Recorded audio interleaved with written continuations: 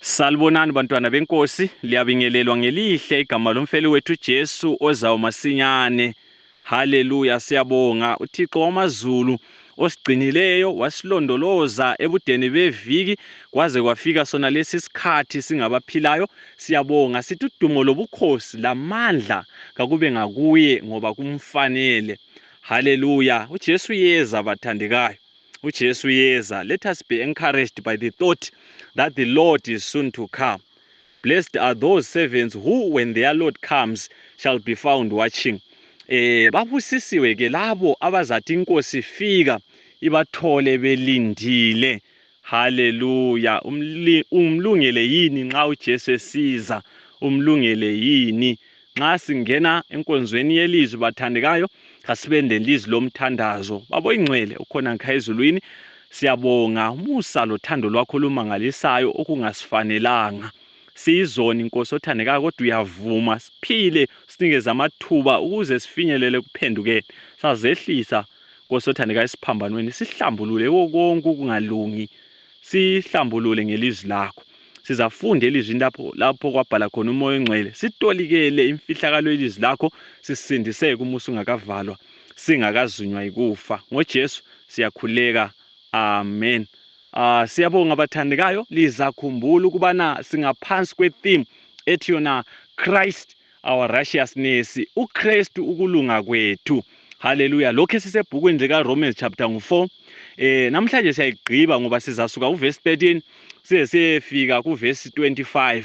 Ngakutshela ngathi mina uRomans chapter 4 uPaul udefend ivangeli against izinto ezintathu: imisebenzi, circumcision, lomthetho. Uzakhumbula ukuthi ensukwini ezimbili ezedluleyo sikhulumile ngomsebenzi, sakhuluma ngecircumcision, okuthi ukuthi namhlanje sizakhuluma ngomthetho.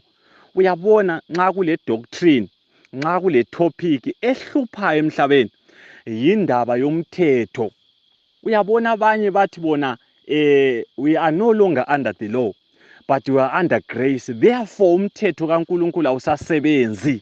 So bafuna ukuphila sengathi kusemahlangeni, baziphilela umathanda ngoba bathi we are no longer the law but under grace. Abanye bathi no, yes we are under grace, umthetho uyasebenza, baphinde futhi bawusebenzise ngendlela erongo. So bathandekayo, indaba ehluphayo kakhulu indaba yomthetho ngoba ilethi confusion kakhulu emhlabeni esiphila phakathi kwawo. Ya, sifuna ukuzwa ukuthi lona iBhayibheli lithini ngendaba yomthetho, ngoba akuyi ngokuthi umuntu uthini, akuyi ngokuthi umfundisi uthini, akuyi ngokuthi uChurch elder uthini, but kuya ngokuthi ilizwi lenkosi lithini. Thina sifuna okutshiwo ngabantu, asifuni imicabango yomuntu, sifuna okutshiwo nguNkulunkulu bathandekayo. Yeah, so we have many things to learn, but many things to unlearn. Silezinto eziningi kakhulu okumele sizifunde, silezinto eziningi kakhulukazi okumele sizikhuphe emakhanda la ukuze kungene lokho kuliqiniso. Hallelujah. So the fact that certain doctrines have been held as truth for many years by our people is not a proof that our ideas are infallible. Hayi, age will not make error into truth. So bathandekayo, ukuthi sesibambe into kaningi okweminyaka emide sikholelwa kuyo, sifundisana ngayo, akuyenzi leyo nto ibe liqiniso. Iminyaka kayiqualifyisi amanga abe liqiniso. Amanga azahlale ngamanga lanxa ebanje iminyaka emide.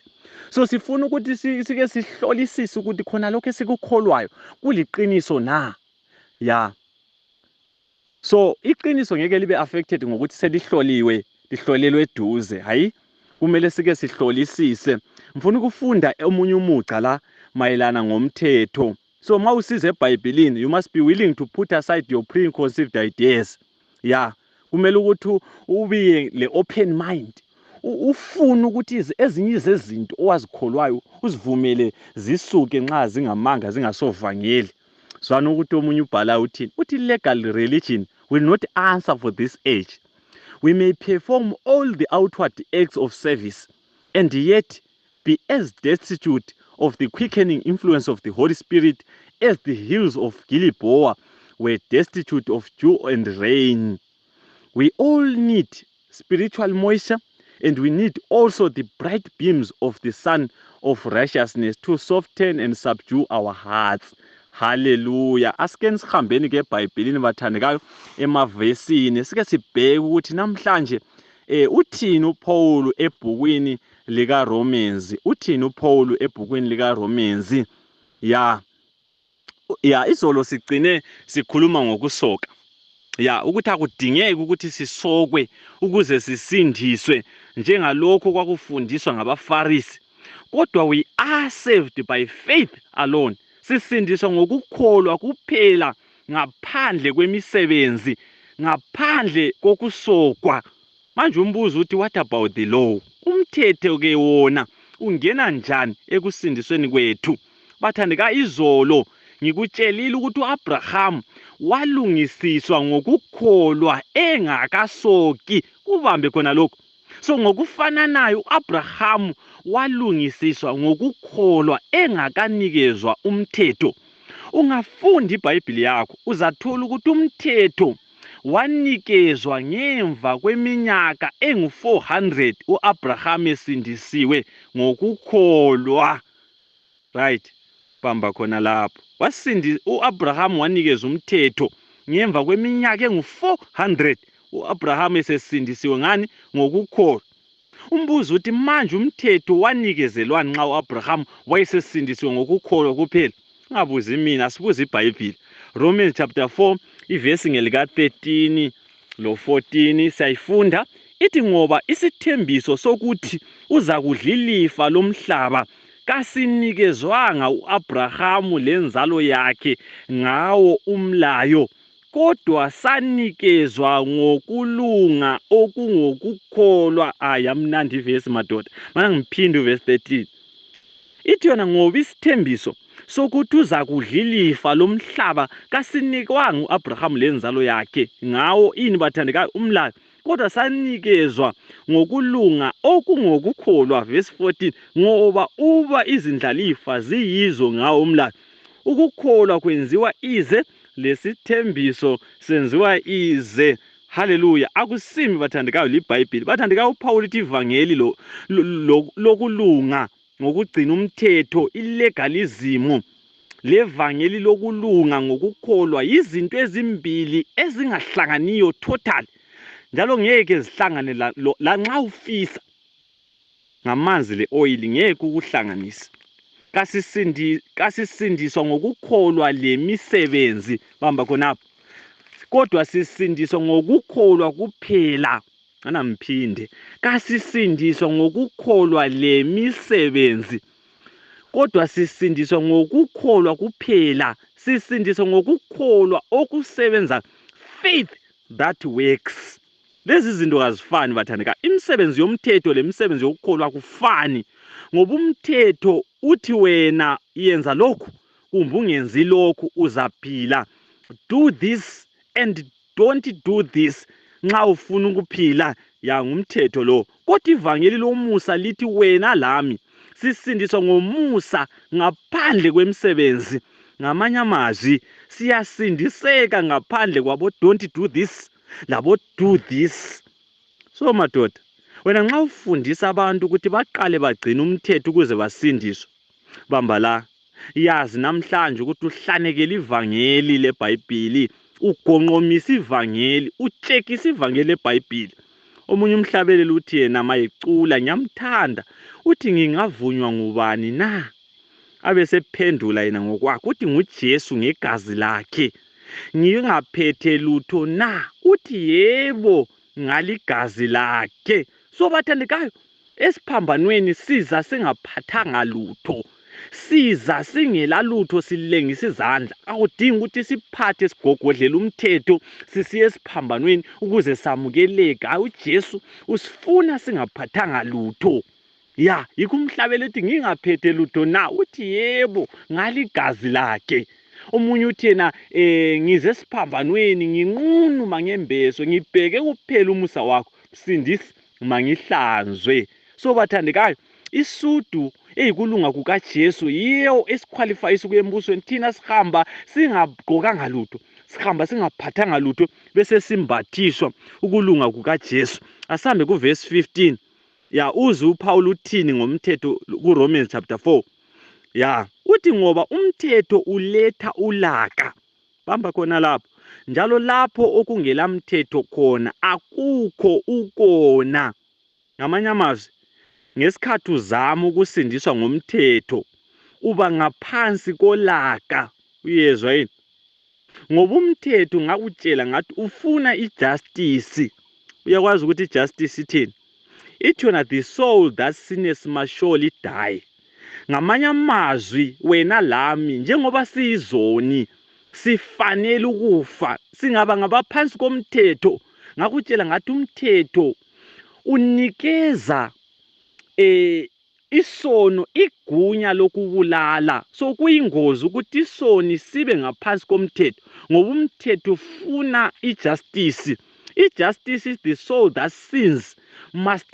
die uyezwa yini ukuthi lulaka lolo zwana upart B ka verse 15 uthi njalo lapho kungela mthetho khona akukho ukweqa umthetho esilungu lithi lona where there is no law there is no transgression ngifuna uyizwe kuhle ngoba uPaul uyehlukanisa la uPaul akakhulumi ngokona hayi kodwa ukhuluma ngokweqa umthetho umuntu angawona kungela mthetho bambe khona lapho ngoba isono sijulile sedlula ukweqa umlayo isono sisenhlizweni isono kasenziwa kodwa zana la ngeke weqe umthetho kungela mthetho hayi kudinga ukuthi kube lo mthetho ukuze weqe ini bathandekayo umthetho ngifuna uzwe kuhle la isilungu sikubeka kuhle man ya masichasisa indaba yesono sin is missing the mark uyezwa yini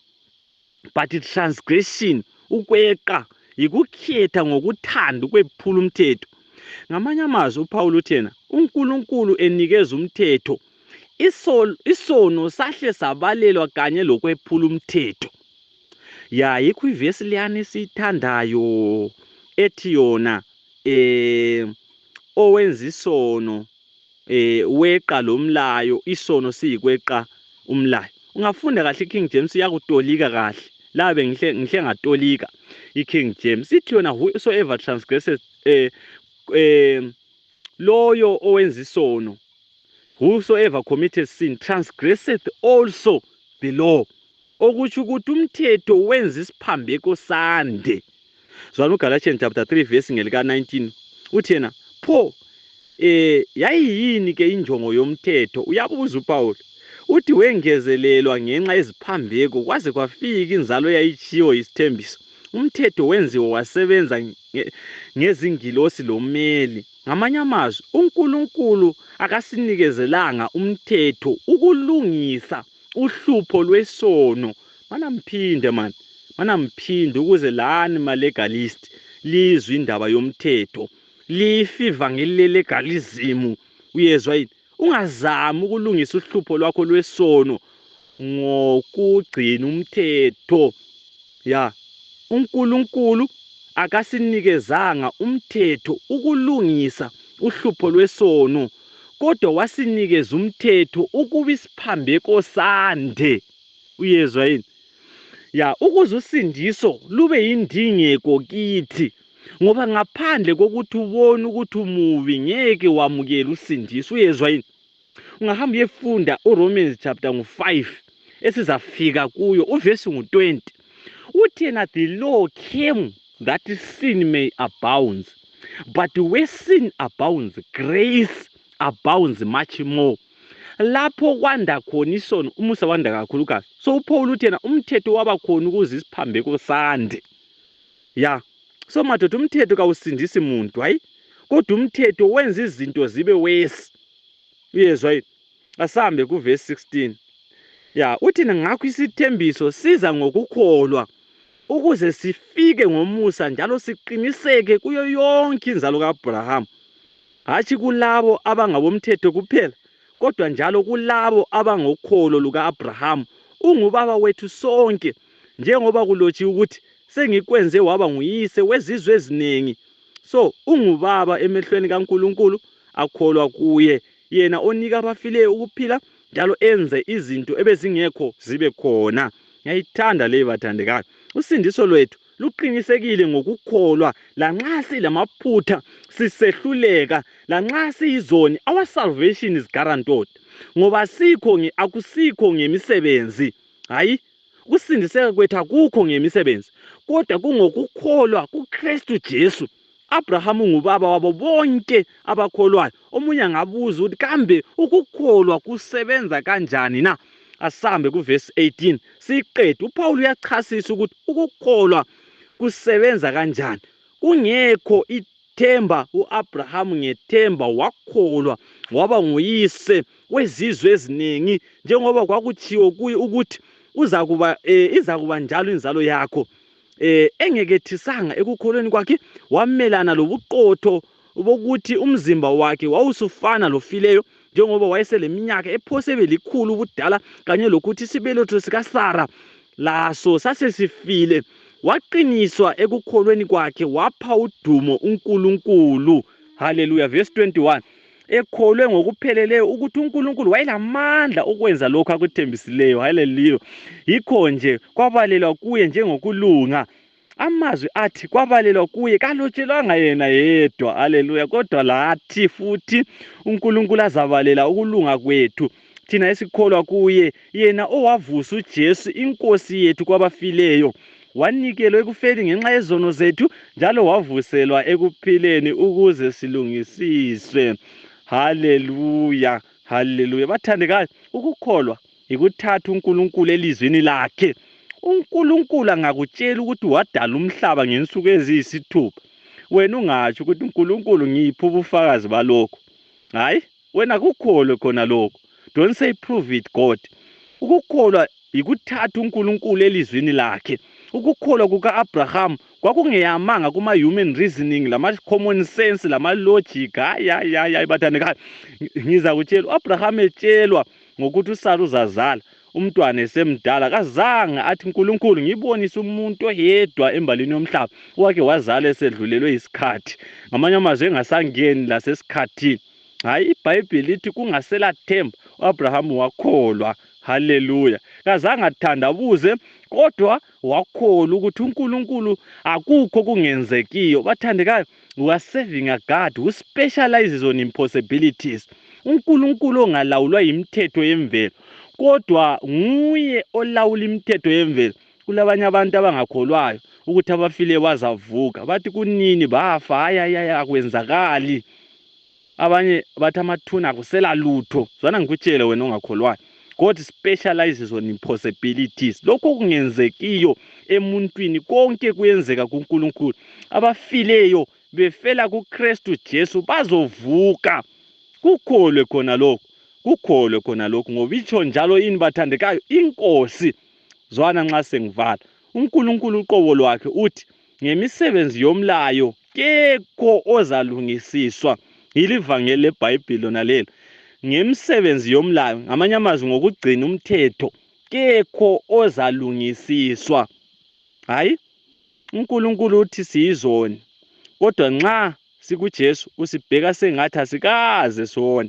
Ungakuthandabuzi kukholwe khona lokho. Ungasho ukuthi mina I don't feel righteous. Hayi, indaba zokukholwa lezi atshe ezemizwa. Uyezwa yini? uAbraham wakholwa. Wena uyakholwa yini? Mana ngike ngivale. Bathandekayo, ya iBhayibheli lithi lona isithembiso sokuthi uAbraham uza kudlilifa lomhlaba kasinikezwanga ngomthetho. Uyezwa yini? Kodwa wasinikezwa ngokukholwa, ngokulunga okungokukholwa. So bathandekayo, mana ngivale, kasidingi ukuthi sigcine umthetho ukuze sisindiswe. Uyezwa yini? Ngeke ngezwe omunye esithi umthetho kaNkulunkulu uyakhulula. Wezwe iBhayibheli ngabantu, vuma ngitsho njalo. Umthetho kawukhululi umuntu. Kwelinye ilanga uJesu nxa ekhuluma lamaJuda, ungahamba uyefunda kuvesi ngu-32 kaJohane.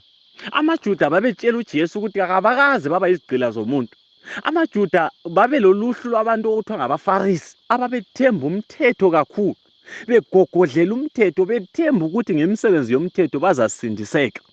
Uyezwa yini? uJesu mayekhuluma labo benjalo, belomthetho kaMose, ama-5 books kaMose, iTorah. uJesu uthi yena liza kulazi iqiniso, leqiniso liza kulikhulula.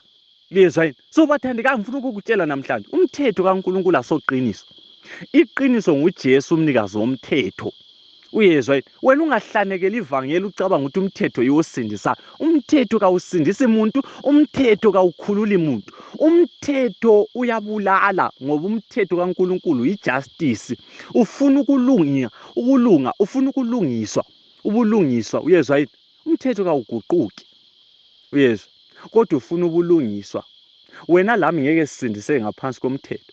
Kodwa the law condemns us ngoba we are sinners. We are supposed to die. Ngakutshela ngeMercy City, isidikiselo lesiyana endaweni engcwele esasivala ibhokisi okuthiwa umtshokosho wesivumelwano. Umpristi before avule lapho kulomthetho kaNkulunkulu khona, kwakumele afafaze igazi phezu kwesidikiselo lesiyana okuthiwa yiMercy City. What was the purpose of that blood? It was to satisfy the claims of the law, to satisfy the justice, to establish the law. Ngoba umthetho kaNkulunkulu ufuna ijustice. Bathandekayo, the problem that we all have yikuthi we define sin as an act. Uyezwa yini? So sicabanga ukuthi isono yikwenza kuphela. Sikhohle ukuthi isono sijulile sisenhlizweni. Wena ungavela ucabange kubi la nxa ungenzanga kuhle, uyenze kuhle, ungavela ucabange kubi ngokomthetho you are supposed to die. Yikho kuthiwa ijustice khona lokho. Ngoba umthetho awufuni ma-acts kuphela, kodwa ufuna le motive. Yikho lapho ubona khona ukuthi wena la masenelisi. Siyenelisa kuphela esiphambanweni. Ngakutshela ngathi our only safety yikufihla uJesu empilweni zethu. Ya, uJesu nguyosindisa. Umthetho kaNkulunkulu awusindiseki. Umthetho ulungile. Ngakufundela iverse that day. Ya, 1 Timothy chapter 1 verse ngilika 8. Uthiwa umthetho ulungile nxa usetshenziswa kuhle. Amanye ama-version athi umthetho ulungile nxa usetshenziswa ngokomthetho. Zwana la, wena lami asisindiswa ngokugcina umthetho. Ungalwisi, uzama ukupheja wekele lokhu, ya uzama ukuyenza lokhuyana. Don't do this, do this. Kholwa, yamukela uJesu. uJesu angakusindisa. Yena ngokwakhe nguye ozakugcinela umthetho. Uyezwa yini? So God does the loving and the giving. Thina we do the believing. Uyezwa yini?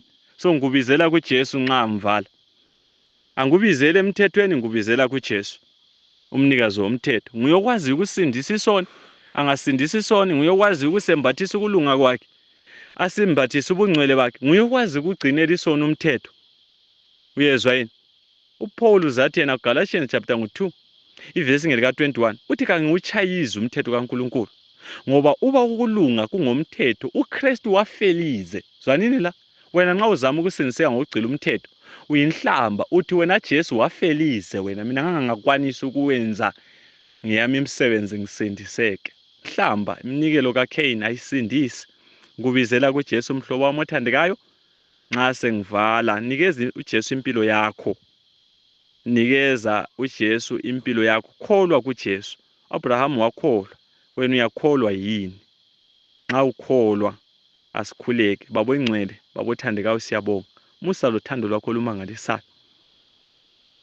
Ngicela kubana Nkosi othandekayo usamukele. Siyavuma ukuthi imisebenzi yethu kayisenzi siqualify embusweni, kodwa ukulunga kwakho siqualify. iBhayibheli lithi ngokukholwa. Sicela usisindise ngenxa yemfihlakalo yesiphambano. NgoJesu siyakhuleka. Amen.